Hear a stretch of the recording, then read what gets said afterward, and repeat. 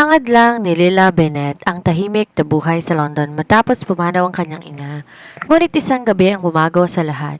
Kinaladkad siya sa madilim na mundo ng krimen nang kidnapin siya ni Damian Valtieri, ang pinuno ng pinaka-kinatatakutang mafia sa Europa. Si Damian ay malamig, perpeksyonista at malupit. Pinagbintangan nga si Lila na isang espiya dahil sa mga ebidensyang nagtuturo dito at dahil kamukhang kamukha ni Laila ang babaeng nagbenta ng mga sikreto sa kanilang kaaway. Kinulong at pinahirapan ni Damian si Lila para paaminin, ngunit habang tumatagal unti-unti, napagtanto ni Damian na inosente ang dalaga. May kung ano sa loob niya ang di na kayang pakawalan si Lila. Samantala, nawala rin umatalik na kaibigan ni Lila na si Clara Jace. Ang paghahanap sa kanya ay humantong sa isang mas madilim na sekreto na kinasasangkutan ng kaaway ni Damian na si Nero Drakov. Plano ni Nero na sakupin ang lungsod at gamitin si Lila bilang pain para babagsakin si Damian. Sa mundong ito, ang pagkakamali ay katumbas ng kamatayan. Pero paano kung ang pinakamalaking pagkakamali ng isang demonyo ay ang mahalin ng babaeng dapat niyang paslangin? Si Lila Bennett ay isang ordinaryong babaeng naghahanap ng katahimikan. Si Damian Valtieri ay isang halimaw na naghahanap ng paghihigante. Isang maling hinala ang nagbuklod sa kanila sa isang madugong laro ng pagdanasa at panganib. Nang mapagtanto ni Damian ang babaeng kinaladkad niya si Empiano ay hindi ang kanyang kaaway, huli na ba ang lahat? Sa pagitan ng mga bala, traidor at isang nakaraan na pilit silang sisirain, kailangang pumili ni Damian. Ang kanyang korona, ang babaeng nagparamdam sa kanya na siya ay tao, marked by the wrong man. Kapag ang maling taong siyang nagmarka sa iyong puso, wala nang takas sa impyernong puno ng tamis. Ang ulan sa London ng gabing iyon ay tila nanunukso, malamig, matulis at walang tinatagong awa. Para kay Lila Bennett, ang bawat patak nito sa kanyang payong ay paalala ng luhang binuhos niya sa puntod ng kanyang ina 2 linggo nang nakalilipas. Pagod siya. Pagod sa trabaho sa bookstore, pagod sa pangungulila, at pagod sa tahimik na buhay na tila wala ng saysay. Naglalakad siya sa isang madilim na eskinita patungo sa kanyang maliit na apartment sa Kensington nang maramdaman niya ang biglang pagbigat ng hangin. Huminto ang isang itim na SUV sa kanyang tapat. Ang gulong nito humarurot sa baba at nagwisik ng maraming tubig sa kanyang bestida. Bago pa siya makapagreklamo, bumukas ang pinto. 2 lalaking nakasuot ng itim na suit ang mabilis na lumabas. Ang isa humawak sa kanyang magkabilang braso habang isa naman ay nagtakip ng payong nang may matapang na amoy na kemikal sa kanyang ilong at bibig. "Huwag kang malikot, Elena. Tapos na ang pagtatago mo?" Bulong ng isa sa kanila. Gusto niyang isigaw na hindi siya si Elena. Gusto niyang sabihin nagkakamali sila, ngunit ang dilim ay mabilis lumamon sa kanyang paningin. Ang huling narinig niya ay ang marahas na pagsara ng pinto ng sasakyan. Nang magising si Lila, ang amoy ng luma at mamasamasang sementong bumungad sa kanya. Masakit ang kanyang ulo at tuyong-tuyo ang kanyang lalamunan. Napansin niyang nakatali ang kanyang mga kamay sa isang bakal na upuan sa gitna ng isang malawak at madilim na basement. Ang tanging liwanag ay nagmumula sa isang bombilya na nakalawit sa kisame na pabalik-balik ang indayog. "Gising na ang munting ibon?" Isang boses ang umalingaw-ngaw mula sa anino. Lumabas sa isang lalaki, si Damian Valtieri. Ang kanyang mukha ay parang nililok mula sa marmol, perpekto ngunit walang emosyon. Ang kanyang mga mata ay kulay abo, kasing lamig ng bakal na nakagapos kay Lila. Sunod ang isang pasadyang suit na nagkakahalaga marahil ng sweldo ni Lila sa loob ng 5 taon. "Sino ka? Bakit mo ako dinala dito?" Nanginig ang boses ni Lila. "Nagkakamali kayo, hindi ako hinahanap ninyo." Lumapit si Damian. Bawat takbang ng kanyang sapatos ay tila kulog sa pandinig ni Lila. Inawakan ni Damian ang kanyang panga, pilit na inihaharap ang kanyang mukha sa liwanag. Ang hawak ito ay mahigpit, marahas at puno ng puot. "Huwag mo kong gamitan ng inosenteng mukhang yan, Elena," kagatlabing sabi ni Damian. "Ikaw ang nagnakaw ng blueprint ng aming operasyon sa Dover. Ikaw ang dahilan kung bakit 3 sa mga tauhan ko ay nakakulong ngayon. Saan mo dinala ang impormasyon?" "Hindi ako si Elena. Ako si Lila Bennett. Isang hamak na clerk lang ako sa bookstore," sigaw ni Lila. Ang mga luhay nagsimulang pumatak sa kanyang pisngi. Ngumisi si Damian, isang ngising nakakapangilabot. Ang galing mong umarte. Pero sa organisasyong ito, ang mga traidor, binabali ang buto bago binabalatan ng buhay. Sabihin mong totoo bago ka mawala ang huling hibla ng aking pasensya? Hindi alam ni Lila kung ano ang mas nakakatakot. Ang banta ng kamatayan o ang katotohanan na ang lalaking nasa harap niya ay tila hindi titigil hanggat hindi siya nadudurog. Sa gabing yon, nalaman ni Lila na ang tahimik niyang buhay ay tuluyan ng nagwakas at nagsimula na ang kanyang impyerno sa kamay ng maling tao. Ang bawat segundo sa loob ng madilim na basement ay tila isang taon para kay Lila. Ang tanging naririnig niya ay ang mahinang tulo ng tubig sa kung saan at ang sarili niyang mabilis na paghinga. Pagkatapos ng unang interogasyon, iniwan siya ni Damian ng mag-isa, ngunit ang kanyang presensya ay tila nakaukit pa rin sa hangin, mabigat, nakakasakal at mapanganib. Muling bumukas ang bakal na pinto, pumasok si Damian batbat ang isang folder. Sa pagkakataong to, wala siyang hawak na kutsilyo, ngunit ang kanyang mga titig ay mas mataas pa sa anumang patalim. Hinilad niya ang isang silya sa tapat ni Lila, ang kanyang mga tuhod halos magdikit. Sabihin mo sa akin, Dila Benneth, kung yan ang pangalan mo. Panimula niya sa baritono at malamig na boses. Bakit ang simpleng clerk ng bookstore ay may account sa isang Swiss bank na naglalaman ng 50,000 dolyar? Napaawang ang labi ni Lila. Ano? Wala kang gaanong kalaking pera. Ang tanging laman lamang ng account ko ay ang huling sweldo ko at ang konting ipon para sa pambayad sa lupa? Huwag mo kong gagawing gago, sigaw ni Damian. Sabay hampas ng folder sa mesa. Nakita ng mga tauhan ko ang transaksyon. Kapalit yon ng impormasyon na binigay mo kay Nero Drakov tungkol sa kargamento sa Dover? Hindi ko kilala si Nero at lalong hindi ko alam ang tungkol sa Dover. Hiyaw ni Lila pabalik, ang tapang humahalon na sa kanyang desperasyon. Tingnan mo ang mga kamay ko, Damian. Tingnan mo ng mabuti. Lalong kumunot ang noo ni Damian. Marahas niyang hinawakan ng mga kamay ni Lila na puno ng gasgas dahil sa mahigpit na pagkakatali. Ngunit habang tinititigan niya ang mga palad ng dalaga, may napansin siyang kakaiba. Ang Elena na kilala niya ay may isang maliit na peklat sa kanang hintuturo dahil sa isang engkwentro sa baril noong nakaraang taon. Ang mga kamay ni Lila ay malambot, maliban na lamang sa isang kalyo na halatang nakuha sa paglilipat ng mabibigat na libro. Walang peklat, walang bakas ng pagkahawak ng armas. Isang sandaling katahimikan ang namayani. Pinakatitigan ni Damian ang mukha ni Lila. Kamukhang kamukha niya si Elena, ang buhok, ang hugis ng mukha, ang kulay ng mga mata, ngunit may isang bagay na hindi kayang gayahin, ang emosyon. Ang mga mata ni Lila ay punong-puno ng totoo at hubad na takot, habang si Elena ay isa laging may bahid ng pagnilinlang at lamig. Marco! Tawag ni Damian sa kanyang kanang kamay na naghihintay sa labas. Pumasok ang isang lalaking may seryosong mukha. Boss? Dalhin mo ang facial recognition scanner at ang fingerprints na nakuha natin sa bookstore ni Bennett. Gusto kong makross-check sa loob lamang na 10 minuto. Utos ni Damian. Hindi inaalis ang tingin kay Lila. Damian, pakiusap. Tawagan mo si Clara. Siya ang matalik kong kaibigan. Sasabihin niya sa iyo ang totoo? Pagsusumamo ni Lila. Sa pagbanggit ng pangalang iyon, naniga si Marco. Tumingin siya kay Damian at tila may hindi magandang balita. Boss, sinubukan naming hanapin ang sinasabi niyang kaibigan. Ulat ni Marco. Pero ang apartment ni Clara Jace ay walang laman. Walang gamit, walang bakas ng tao, at ang mas malala ang security footage sa labas ng building nila ay sadyang binura bago pa kami makarating. Nanlumo si Lila. Hindi maaari. Magkasama lang kami kahapon. Napasinghap si Damian. Ang pagkakaungkat sa pangalan ni Clara at ang biglang pagkawala nito ay hindi nagkataon. Isang mas malalim na laro ang nagaganap at sa gitna nito ay ang babaeng sa tingin niya ay kaaway. Ngunit tila nagiging biktima na rin ng parehong anino. Dahan-dahang kinuha ni Damian isang gunting at pinutol ang mga tali sa kamay ni Lila. Hindi to nangangahulugang malayan na siya, ngunit ang pag-aalilangan sa isip ni Damian ay nagsimulang magtanim ng binhi na babago sa kanilang dalawa. Kung nagsisinungaling ka, Lila, ako mismo ang tatapos sa'yo, bulong ni Damian. Pero kung totoo ang sinasabi mo, ibig sabihin pareho tayong tinatarget ng isang taong mas hayop pa sa akin.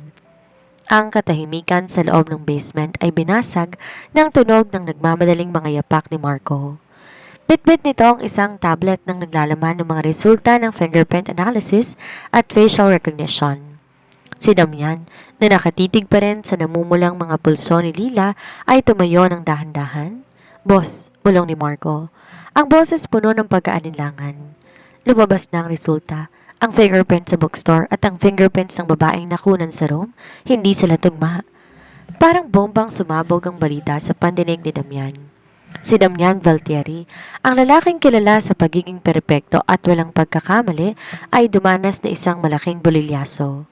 Dinukot niya, itinali at tinakot ang isang inosenteng sibilyan. "Ano?" Ang tanging naisagot ni Damian. Ang kanyang boses ay naging mas malalim at mapanganib. Si Lila Bennett lang talaga, boss. Ang babaeng nasa surveillance ay si Elena Volkov, isang professional doppelganger na madalas gamitin ni Nero Dakrov para sa mga ganitong operasyon. Ginaya niya ang bawat detalye ng mukha ni Lila para magsilbing pain. Paliwanag ni Marco. Napatingin si Damian kay Lila, ang dalaga nakasandal sa upuan, maputla at tila mawawalan na ng malay. Ang galit ni Damian na kanina'y nakatutok sa dalaga, biglang lumipat sa kanyang tunay na kaaway. Ginamit ni Nero ang pagkakahawig ni Lila para iligaw siya at para sakta ng isang tao na walang kinalaman. "Pakawalan mo siya," utos si Damian. Bagaman siya na mismo ang lumapit para lalayan ang nanghihinang dalaga. "Sa sinabi ko na sa'yo," mahinang sambit ni Lila bago tuluyan bumigay ang kanyang katawan.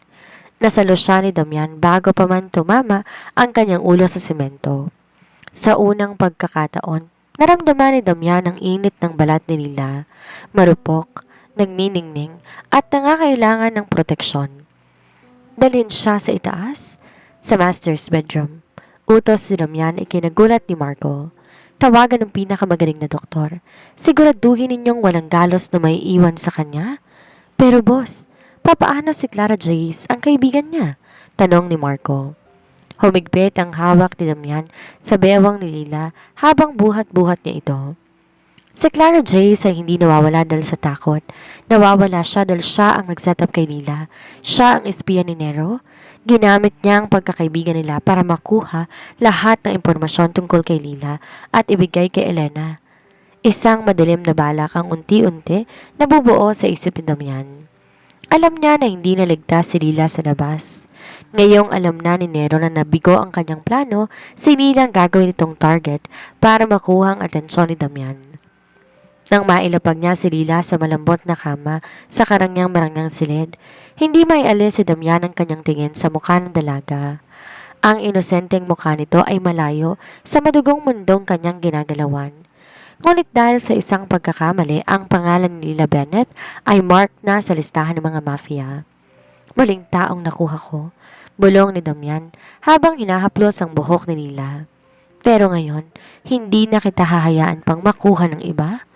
Ang dating balanggo ay naging isang protektado, ngunit para kay Lila ang kanyang kalayaan ay tila mas lalo pang lumalayo habang ang panganib ay mas lalo pang lumalapit. Nagising si Lila sa isang silid na hindi niya kailanman inakala na mapapasukan. Ang mga dingding ay kulay ginto at abo. Ang kisame may marangyang chandelier at ang kama kasing lambot ng ulap. Ngunit sa kabila ng karangyaan, ang pakiramdam ng pagiging bilanggo ay hindi nawala. Ang bawat sulok ng kwarto na may mga CCTV camera at sa labas ng pinto ay naririnig niya ang mahinang pag-uusap ng mga armadong lalaki. Bumukas ang pinto, pumasok ang isang babaeng naka-uniforme ng nurse. Kasunod si Damian. Wala nang hawak itong baril o kutsilyo, ngunit ang otoridad na dala nito ay sapat na para manginig muli si Lila. "Kumain ka," maikling utos si Damian habang nilalapag ng nurse ang isang tray ng pagkain sa harap ni Lila. "Kailangan mong bumalik ang lakas. Wala kang silbi sa akin kung mamamatay ka sa gutom." "Nasaan ako? Gusto ko nang umuwi," nanghihinang sabi ni Lila habang pilit na bumabangon. "Wala ka na sa basement, Lila. Nasa mansyon ka na ng mga Valtieri," sagot ni Damian habang pinagmamasdan ang bawat galaw ng dalaga. At tungkol sa pag-uwi, wala ka nang uuwian. Sinurog ni Nero Drakov ang apartamento mo kagabi, 1 oras matapos kitang makuha. Nanigas si Lila.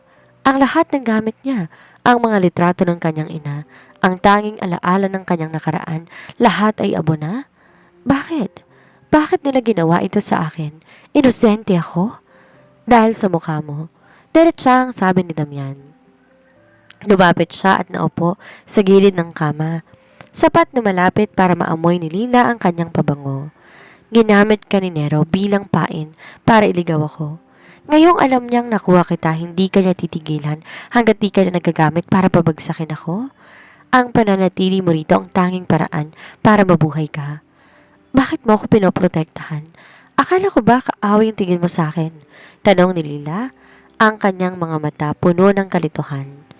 Isang matagal na katahimikan ang namayani. Tumingin si Damian sa malayo bago muling binalik ang tingin para kay Lila. Dahil nagkamali ako at sa mundo ko ang bawat pagkakamali dapat pagbayaran. Utang ko sa iyo ang buhay ko at babayaran ko yon sa pamamagitan ng pagpapanatili sa iyong ligtas. Kahit ayaw mo. Sa mga susunod na araw, naging gintong hawla ang mansyon para kay Lila. Binigyan siya ng magagarang damit, masasarap na pagkain at lahat ng luho. Ngunit hindi siya pinapayagan na lumabas. Sa gabi, madalas niyang makita si Damian sa library, nagtatrabaho hanggang madaling araw. Puno ng mga mapa at dokumento. Isang gabi, hindi nakatiis si Lila at pinuntahan si Damian. Nasaan si Clara? Sinabi mo na siyang nag-set up sa akin. Nasaan siya ngayon? Lumingon si Damian, ang kanyang muka, pagod ngunit matalim pa rin. Nahanap na namin ang trail niya. Papunta siya sa Russia, sa kuta ni Nero. Hindi siyang kaibigang akala mo, Lila. Isa siyang sanay na espiya na sadyang nilapit sa iyo para makuha ang iyong tiwala. Napaupo si Lila sa sahig. Ang sakit ng pagkakanulo ng kanyang matalik na kaibigan ay mas matindi pa sa takot na nararamdaman niya sa basement. Lumapit si Damian at sa isang bihirang pagkakataon ng paglambot inabot nito ang kanyang kamay para tulungan siyang tumayo. Huwag mong iyakan ng mga taong handa kang ibenta para sa pera, bulong ni Damian. Dito, sa loob ng mga pader na ito, walang makakasakit sa iyo. Ako ang bahala sa kanila. Sa sandaling iyon, sa gitna ng takot at bighati, nakaramdam si Lila na isang kakaibang seguridad sa piling ng lalaking dati tinuring niyang halimaw. Ngunit alam niya na ang katahimikang ito ay pansamantala lamang. Isang bagyo ang paparating at sila ni Damian ang nasa gitna nito. Di nakatulog si Lila ng gabing iyon. Ang bawat salita ni Damian tungkol kay Clara ay tila isang kutsilyong umihiwa sa kanyang puso. Si Clara, ang babaeng kasama niya sa lahat ng bigati nung pumanaw ang kanyang ina. Si Clara na nagdadala ng mainit na sopas kapag siya ay masakit. Paano itong naging isang espiya? Sa ilalim ng liwanag ng buwan na tumatagos sa bintana ng mansyon, lumabas naman si Dila sa kanyang silid. Tahimik ang pasilyo, maliban sa mahinang yabag ng mga gwardya sa ibaba. Hinanap niya ang opisina ni Damian. Kailangan niya ng katibayan. Kailangan niyang makita ang sarili niyang mga mata, ang sinasabing traidor. Ngunit, bahagyang nakabukas ang pinto ng library. Naroon si Damian, nakatalikod sa kanya at nakatingin sa isang malaking screen na nagpapakita ng mga transaksyon sa bangko at mga lihim na usapan sa encrypted na messaging app. Pumasok ka, Lila. Alam kong nariyan ka, wika ni Damian habang hindi lumilingon. Ang kanyang pandinig sing taas ng isang maninila. Pumasok si Lila, ang kanyang mga kamay nakakuyom. Pakita mo sa akin. Pakita mong ebidensya laban kay Clara. Humarap si Damian. Ang kanyang mukha ay pagod, ngunit ang kanyang mga mata ay nananatiling mapanganib. Tinuro niya ang screen. Si Clara Jace ay hindi niya tunay na pangalan. Siya ay si Clarice Volkov, ang nakabababatang kapatid ni Elena Volkov, ang babaeng kamukha mo. Napaatras si Lila. Magkapatid sila? Oo, at ang pamilya Volkov ay matagal nang ninilbihan kay Nero Drakov. Ang misyon ni Clara hindi lang bantayan ka. Ang misyon niya pag-aralan ng bawat kilos mo, bawat kumpas ng kamay mo, at ang paraan ng pagsasalita para magawa ito ng kanyang kapatid ng perpekto. Paliwanag ni Damian habang nagpapakita ng mga larawan ni Clara na may hawak na baril at nakasuot ng tactical gear. Hindi makapaniwala si Lila. Ang Clara sa larawan ay malayo sa Clara na kilala niya. Ang Clarang ito ay may malamig na tingin at tila walang pakiramdam. Bakit ako? Bakit kailangan ako ang maging biktima? Tanong ni Lila. Ang boses ay puno ng pait. Dahil ang nanay mo, si Sarah Bennett, ay hindi lang isang simpleng librarian bago siya lumipat sa London? Seryosong sabi ni Damian. Lumapit siya kay Lila at hinawakan ang balikat nito. Ang nanay mo ay dating accountant ng tatay ni Nero Dracov. Tumakas siya bitbit ng isang hard drive na naglalaman ng lahat ng sekretong bank accounts ng mga Dracov. Yun ang dahilan kung bakit kanila hinahanap. Akala nila alam mo kung nasa ng drive na yon. Nanambot ang mga tuhod ni Lila. Ang buong buhay niya ay isang malaking kasinungalingan. Ang tahimik na buhay na pinilit buuin ng kanyang ina gumuho sa isang iglap. Wala akong alam sa drive na yan. Wala siyang sinabi sa akin. Alam ko, bulong ni Damian at sa pagkakataong ito, naramdaman ni Lila ang init ng palad ng lalaki sa kanyang pisngi. Kaya kanila ginagamit, kaya kanila gustong makuha. Pero habang narito ka sa ilalim ng aking pangalan, walang Volkov o Dracov ang makakahawak sa iyo. Sa gitna ng revelasyong ito, isang malakas na pagsabog ang yumanig sa buong mansyon. Ang mga salamin na basag at ang mga alarm nagsimula ng tumunog. Nahanap na nila tayo? Sabi ni Damian sabay hugot ng kanyang baril mula sa kanyang holster. Hinila niya si Lila sa kanyang likuran. Huwag kang hihiwalay sa akin, Lila. Magsisimula na ang tunay na gulo. Ang usok mabilis na humalo sa malamig na hangin sa loob ng mansyon. Ang pagsabog sa main gate ay hudyat na hindi lamang to isang pagtatago, ito ay isang deklarasyon ng digmaan. Hinila ni Damian si Lila patungo sa isang sekretong lagusan sa likod ng malaking bookshelf sa library. Manatili ka rito, Lila. Huwag kang lalabas hanggang di ko sinasabi. Utos si Damian. Ang kanyang boses ay parang bakal, matigas at tulang bahid ng takot. Paano ka? Damian, marami sila. Sigaw ni Lila. Ang kanyang puso ay tila lalabas sa dibdib sa tindi ng kaba. Sa kabila ng lahat ng ginawa ni Damian, ang ideya na mawawala ito ay nagdulot sa kanya ng hindi maipaliwanag na takot. Ngumisi ng tipid si Damian, isang madilim at mapanganib na ngiti. Nakalimutan mo na ba kung sino ko? Ako si Damian Valtieri. Hindi ako ang kinukulong sa impyerno. Ako ang nagmamay-ari nito. Bago pa makasagot si Lila, sinara na ni Damian ang pinto ng sekretong lagusan. Mula sa liit na siwang ng pinto, nakita ni Lila ang pagpasok ng mga lalaki na nakasuot ng tactical gear. Sa gitna nila isang lalaking may mahaba at maputlang mukha, may peklat sa kaliwang mata at may hawak na gintong tungkod. Si Nero Dracov. Valtieri! Sigaw ni Nero. Ang boses niya puno ng pait. Ibigay mo sa akin ang babae at ang drive at baka hayaan ko pa kayong mamatay ng mabilis. Lumingon si Damian, kalmado habang kinakasa ang kanyang dalawang baril. Nero, masyado kang malayo sa Moscow para lang mamatay sa bakuran ko. Ang babae ay hindi sayo at ang drive, kahit makuha mo yon hindi ka na mabubuhay para gamitin pa ang laman noon. Nagsimula ang putukan. Ang marangyang library ay naging isang battlefield. Bawat bala nagdadala ng kamatayan at sa gitna ng kaguluhan, nakita ni Lila ang galing ni Damian. Siya ay parang anino, mabilis, tumpak at nakamamatay. Ngunit sa dami ng tauhan ni Nero unti-unti, napapaligiran si Damian. Di nakatiis si Lila. Nakita niyang may isang tauhan ni Nero ang dahan-dahan lumalapit sa likuran ni Damian habang abalato sa pakikipagpalitan ng putok sa harap. Walang pag-aalinlangan. Kinuha ni Lilang isang mabigat na estatwang tanso. Sa loob ng lagusan, tinulak ang pinto at buong lakas na inihimpas ito sa ulo ng lalaki. Bumagsak ang lalaki at mabilis na lumingon si Damian. Ang gulat sa kanyang mga mata napalitan ng protektibong galit. Sabi ko manatili ka sa loob. Hindi kita hayaang mamatay ng dahil sa akin, sagot ni Lila. Sa gitna ng palitan ng tingin, isang pamilyar na boses ang narinig mula sa likuran ni Nero. Isang babaeng nakasuot ng itim, may hawak na sniper rifle at may malamig na ngiti. Ang sweet naman ng munting ibon, wika ni Clara o Clarice Volkov. Sayang lang, Lila, dahil ngayon mo malalaman kung gaano kasakit ang mamatay sa kamay ng taong tinuring mong kapatid. Tinutok ni Clara ang baril kay Lila, ngunit bago pa man siya makakalabit, isang pagsabog ang nagmula sa labas. Ang mga backup ni Damian sa pamumuno ni Marco ay dumating na.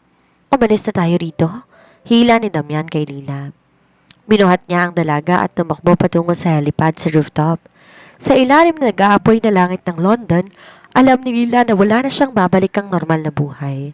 Siya ay opisyal ng pag-aari ng mundo ni Damian, at ang apoy na nakapaligid sa kanila ay simula pa lamang ng mas matinding alab. Matapos ang madamdaming gabi ng pag-amin, tila bumagal ang ikot ng mundo sa loob ng safe house sa labas ng London. Ngunit para kay Damian ang bawat minutong payapa ay tila isang babala. Alam niyang hindi titigil si Nero Drakov hanggat di nito nakukuha ang huling alas, si Lila. Kailangan nating lumipat bukas? Bungad ni Damian habang tinitingnan ng mga monitors sa kanyang pansamantalang opisina. Masyadong malapit ang mga tauhan ni Nero sa perimeter natin. Lumapit si Lila, may dalang kape. Hanggang kailan tayo tatakbo, Damian? Hindi ba pwedeng tapusin na natin to? Hinila ni Damian si Lila paupo sa kanyang kandungan. Malapit na, Piccola. Inaayos na ni Marco ang lahat at kapag nakuha na namin ang lokasyon ng main server ni Nero, mawawala na siya ng pangil. Ngunit bago pa man makasagot si Lila, tumunog ang telepono nito. Isang hindi kalilang numero. Sinagot ni Lila ang tawag at agad siyang namutla. Lila, tulungan mo ko? Ang boses ni Clara. Puno ito ng pagati at hiningang paos. Nagkamali ako, pero hihirapan nila ako dito. Nero, papatay niya ako dahil hindi kita nadala sa kanya. Clara, nasan ka? Sigaw ni Lila. Nakalimutan ang lahat ng babala ni Damian.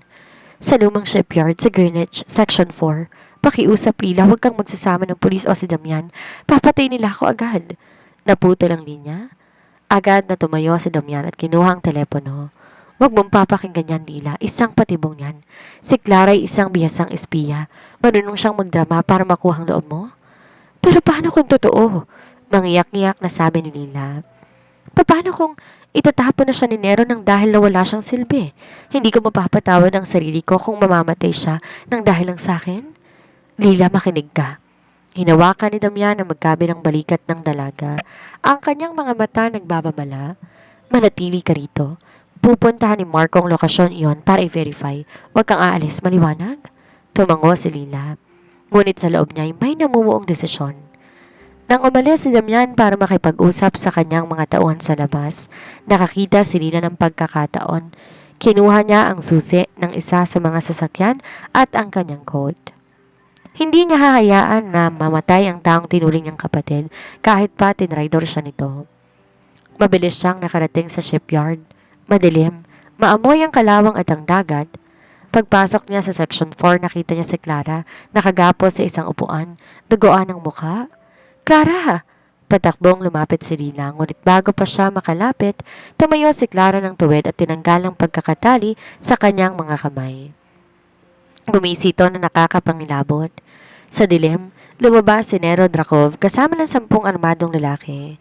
Ang daling utuin isang pusong may konsensya, tawa ni Nero. Salamat, Clarice, napakahusay mong umarte. Walang anuman, boss. Sagot ni Clara habang tinatanggap ang isang baril mula kay Nero. Tiningnan niya si Lila ng may halong pandidiri. Masyado kang mabait, Lila. Sa mundong to ang mga babait unang namamatay, unang kinakatay. Nasaan si Damian? Sigaw ni Nero habang sinasabunutan si Lila. Alam kong susunod siya rito at kapag dumating siya, panonoorin niyang dumanak ang dugo mo bago ko siya tapusin.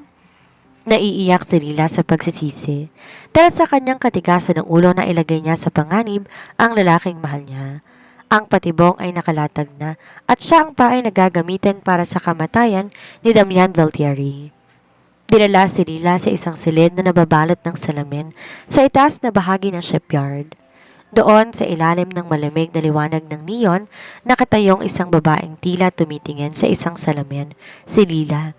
Ang tindig, ang buhok, ang hubog ng muka, ito ang tunay na Elena Volkov. Ngunit habang lumalapit si Elena, nakita ni Lila ang pagkakaiba. Ang mga mata ni Elena ay walang buhay, tila 2 butas ng kadiliman na puno ng buod. Kaya pala, malamyos ngunit mapanganib ang boses ni Elena habang iniikutan si Lila. Kaya pala naging malambot ang matigas na puso ni Damian. Akala ko dahil sa mukha ko, pero mukhang nakuha mo siya sa pagiging inosente. Wala akong kinalaman sa inyo. Matapang na sagot ni Lila kahit nanginginig ang kanyang mga tuhod. Ginagamit niyo lang ang mukha ko para sa mga krimen ninyo?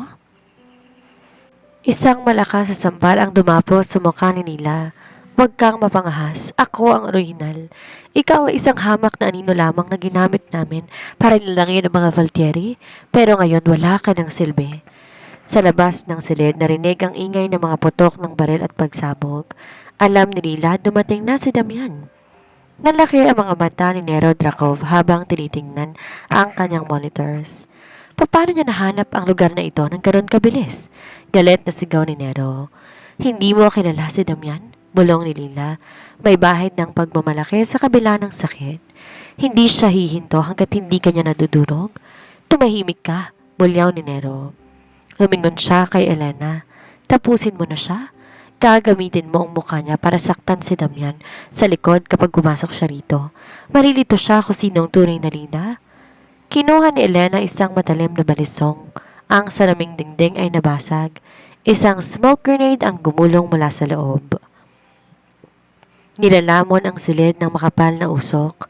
Sa gitna ng kaguluhan, isang malakas na kamay ang humila kay Lila palayo kay Elena. Nandito na ako? Bulong ng isang boses na nagpatigil sa tibok ng puso ni Lila. Si Damian. Sa loob ng usok magkaharap ang dalawang babaeng may iisang mukha. Naguguluhan ng mga tauhan ni Nero. Sino ang babarilin? Sinong ililigtas? Damian, ako to. Sabay na sigaw ni Lila at Elena. Tumingin naman si Damian sa dalawang babae. Ang isa ay umiiyak at may bakas ng sampal sa pisngi, habang ang isa naman ay may hawak na kutsilyo at may mapanlinlang ng ngiti. Tinaas si Damian ang kanyang baril. Walang pag-aalinlangan, itinutok niya ito sa isa sa kanila. Alam ko kung sino ang sa akin. Malamig na sabi ni Damian. Isang putok ang umalingaw-ngaw. Ang putok ng baril ay umalingaw-ngaw sa buong silid, na sinanda na isang matinis na dili. Bumagsak si Elena Volkov. Hawak ang kanyang kanang balikat kung saan tumama ang baba ni Damian. Ang balisong na hawak niya tumalsik sa sahig. Paano? Paano mo nalaman? Hapo at galit na tanong ni Elena habang namimilipit sa sakit. Hindi siya sinagot ni Damian. Mabilis niyang hinila si Lila patago sa likod na isang makapal na haliging semento. Ang mga mata, Elena, malamig na sabi ni Damian, habang patuloy na nagpapaputok sa mga tauhan ni Nero na papasok sa silid. Ang mga mata ni Lila ay puno ng liwanag na kailanman ay hindi mo magagaya. Damian, marami sila. Sigaw ni Lila habang ang mga bala tumatama sa kabilang bahagi ng kanilang pinagtataguan. Huminga ka ng malalim, Lila. Huwag kang titingin sa paligid. Utos si Damian. Nilabas niya ang kanyang pangalawang baril at ang isang granada. Marco, nasa ng backup? Sigaw niya sa kanyang earpiece. Papasok na kami sa North Gate, boss. 5 minuto? Sagot ni Marco sa gitna ng ingay ng bakbakan. Ngunit ang 5 minuto masyadong matagal. Lumabas si Nero Drakov mula sa anino. Hawak ang isang assault rifle. Galit na galit ang mukha nito dahil sa pagkakabaril sa kanyang paboritong tauhan na si Elena. Valtieri, akala mo ba makakatakas kayo rito ng buhay? Sisiguraduhin ko na magiging libingan niyo ang shipyard na ito. Nagsimula nang magpaulan ng bala si Nero. Napilitan si Damian na yakapin si Lila ng mahigpit para magsilbing kalasag nito. Naramdaman ni Lila ang bawat pagpitik ng kalamnan ni Damian, ang bawat bugso ng kanyang hininga. Sa gitna ng kamatayan ng yakap ni Damian, ang tanging bagay na nagpapadama sa kanya na buhay pa siya. Lila, makinig ka. Bulong ni Damian. Ang boses ay seryoso at walang halong pag-aalinlangan. Sa oras na inihagis ko ang granadang ito, tumakbo ka patungo sa dulo ng pasilyo. May hagdan doon pababa sa pantalan. Huwag kang lilingon. Huwag kang hihinto hanggat hindi mo nakikita si Marco. Hindi kita iiwan. Biglas ni Lila. Hindi ito pakiusap, Lila. Ito ay isang utos. Sabi ni Damian, sabay halik ng mabilis sa kanyang noo. Gagawin kong lahat para makasunod ako, pangako. Sa isang iglap, hinugot ni Damian ang pin ng granada at inihagis ito patungo sa kinaroroonan ni Nero. Ang pagsabog ay nagdulot ng makapal na alikabok at apoy. "Takbo!" sigaw ni Damian. Tumakbo si Lila ng buong lakas. Ang bawat takbang ay tila pagtakas mula sa impyerno. Naririnig niya ang likuran niya, ang muling pagsiklab ng putukan. Si Damian ay hindi tumakas, sa halip, sumugod ito patungo kay Nero. Isang sugatang leon na handang pumatay para sa kanyang reyna. Nang marating ni Lila ang dulo ng pasilyo, lumingon siya sa huling pagkakataon. Nakita niya si Damian sa gitna ng apoy, nakikipagbuno kay Nero. Sa sandaling yon, alam ni Lila na hinding-hindi na siya magiging pareho. Ang pag-ibig ni Damian ay isang marahas na bagyo at handa siya na malunod dito, basta't mabuhay lamang ang lalaking nagmarka sa kanyang puso. Ang bawat putok ng baril, tila kulog na bumibingi kay Lila habang pababa siya sa madilim na hagdanan ng shipyard. Ngunit ang bawat takbang papalayo kay Damian ay tila pagpunit sa kanyang sariling puso. Nang marating niya ang huling balitang, tumigil siya. Hindi niya kayang iwan si Damian. Hindi naman sa ganitong paraan. Sa itaas, ang bakbakan ay naging personal. Wala nang mga bala. Ubos ang magazine ng kanilang mga armas. Si Damian at Nero ay magkakaharap na ngayon, kapwa duguan. At tayong mga kamao at galit ang sandata? Akala mo ba bayani ka, Valtieri? Uyam ni Nero habang pinapahid ang dugo sa kanyang labi. Mamamatay ka rito. At pagkatapos nun, kukunin kong babae mo at gagawin ko siya ng mas masahol pa kay Elena? Ang pagbanggit sa pangalan ni Lila ang nagpasiklab sa huling lakas ni Damian. Sumugod siya na parang hayop. Isang malakas sa suntok sa sikmura, sinundan ng siko sa panga, ngunit si Nero ay tuso. Mula sa kanyang bota, naglabas ito ng isang maliit at nakatagong patalim. Sa ibaba, nakita ni Lila si Marco at ang kanyang mga tauhan na sumusugod na sa gusali. "Marco, sa itaas! Si Damian!" Turo ni Lila habang mabilis na tumatakbo, pabalik sa loob. Hindi pinapansin ng mga babala ng mga tauhan ni Damian. Nang makabalik si Lila sa silid na puno ng usok, nanlumo sila sa kanyang nakita. Nakaangat ang kamay ni Nero, handang itama ang patalim sa dibdib ni Damian na noon ay nakaluhod at tila nawawalan na ng malay dahil sa dami ng dugong nawala sa kanya. "Damian, sa likod mo!" Tili ni Lila. Lumingon si Nero sa kanya. Isang mapanganib na ngiti ang gumuhit sa mukha nito. "Ito na pala ang premyo ko?" Sa halip na itarak ang kutsilyo kay Damian, binaling ni Nero ang kanyang atensyon kay Lila. Mabilis tong sumugod patungo sa dalaga, ngunit hindi hinayaan ni Damian na mangyari yon. Gamit ang huling hibla ng kanyang lakas, tumalon si Damian at binalot ang kanyang katawan kay Lila, isang tunog na bumaong bakal. Hindi kay Lila bumao ng kutsilyo, kundi sa likod ni Damian. Isang mahaba at masakit na ungol ang kumawala sa mga labi ng mafia leader. "Hindi, Damian!" Sigaw ni Lila habang sinalo ang bumabagsak na katawan ng lalaki. Sa sandaling yon, dumating si Marco at ang kanyang team. Isang sunod-sunod na putok ang bumasag sa katahimikan. Hindi nakaporma si Nero, tagtad ng balang kanyang katawan bago pa man siya makakbang palayo. Bumagsak ang kaaway, wala ng buhay. Sa tabi ng kanyang mga pangarap na sakupin ng London. "Damian, tumingin ka sa akin. Huwag kang pipikit." Pagmamakaawa ni Lila habang pilit na pinipigilan ng pag-agos ng dugo mula sa likod ni Damian gamit ang kanyang mga kamay. Ngumiti ng bahagya si Damian kahit maputla ng kanyang mga labi. "Sabi ko, tumakbo ka. Matigas talaga ang ulo mo. Huwag kang magsalita, parating na ang tulong. Pakiusap, huwag mo kung iiwan." Hagulhol ni Lila. Hinawakan ni Damian ang kamay ni Lila. Ang kanyang pagkakahawak ay unti-unting humihina. "Marked. You are marked by me, Lila. Hindi ka po pwedeng mawala dahil kailangan mo pang turuan ng demonyong to kung paano magmahal." Kasabay ng pagpikit ng mga mata ni Damian ng pagdating ng mga paramedic. Ang gabi ng dugo at pangako ay natapos na sa isang nakabibinging katahimikan, habang ang buhay ng pinakamakapangyarihang lalaki sa Europa ay nakalawit sa isang manipis na sinulid. 3 buwan ang lumipas mula nang maganap ang malugong gabi sa shipyard. Ang ingay ng mga bala at amoy ng pulbora, napalitan ng huni ng mga ibon at sariwang hangin sa isang tagong villa sa dalampasigan ng Amalfi Coast, Italy. Dito, sa malayo sa madilim na mundo ng mafia sa London, dahan-dahang bumalik ang kulay ng pisngi ni Lila. Ngunit ang mas mahalaga, dito muling nabuo ang lalaking halos mawala sa kanya. Naglalakad si Lila sa balkonahe, bit-bit ang isang tray ng prutas. Nang maramdaman niya ang isang pares ng malalakas na braso na yumakap sa kanyang bewang mula sa likuran. Ang bango ng sandalwood at dagat ay pamilyar na pamilyar sa kanya. Sabi ng doktor, kailangan mo magpahinga, Damian. Nakangiti ng seryoso si Lila habang sumasandal sa matikas na dibdib ng lalaki.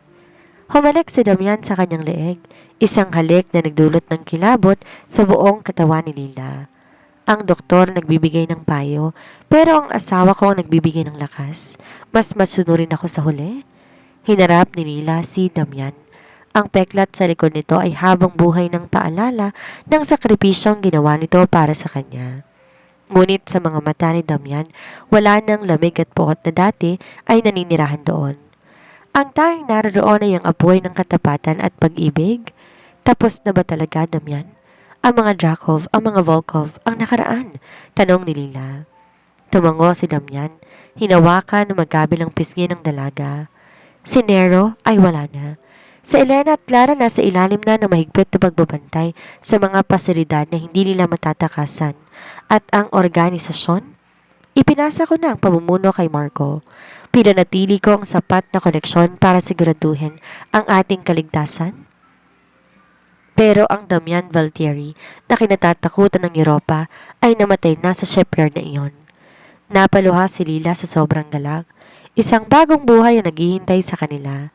Isang buhay na hindi na kailangan lumingon sa likod ng may takot. May sorpresa ako sa iyo, bulong ni Damian habang nilalabas sa isang maliit na kahon mula sa kanyang bulsa. Sa loob noon ay isang singsing na may kakaibang disenyo. Isang brilyante na napapalibutan ng maliliit na pulang ruby. Noong una kitang makita, minaragkahan kita bilang biktima ng aking maling hinala. Sa amin ni Damian, ang boses ay puno ng emosyon. Ngayon, gusto kitang markahan bilang reyna ng aking buhay? Lila Bennett, papayag ka bang maging asawa ng isang lalaking nahanap ang kanyang kaluluwa ng dahil sa'yo? Oo, Damian. Higit pa sa oo, sagot ni Lila bago niya sinagot ang halik ni Damian. Isang halik na selyo ng kanilang bagong simula. Sa ilalim ng gintong liwanag ng papalubog na araw sa Italia, napatunayan ni Lila at Damian na kahit ang pinakamadilim na pagkakamali ay kayang itama ng isang wagas na pag-ibig. Ang babaeng may rekahan ng maling tao ay nahanap ang kanyang tahanan sa piling ng lalaking handang itayang lahat para sa kanyang kaligtasan. Sila ay hindi na mga biktima na nakaraan, kundi mga arkitekto na isang bukas na puno ng pag-asa at kapayapaan. Ang simoy ng hangin sa Amalfi Coast ay may dalang amoy ng sariwang lemon at alat ng dagat.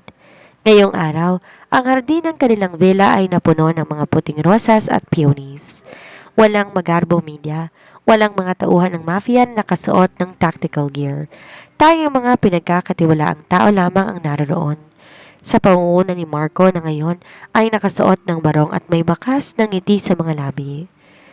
Sa loob ng silid, tinitigan ni Lila ang kanyang sarili sa salamin.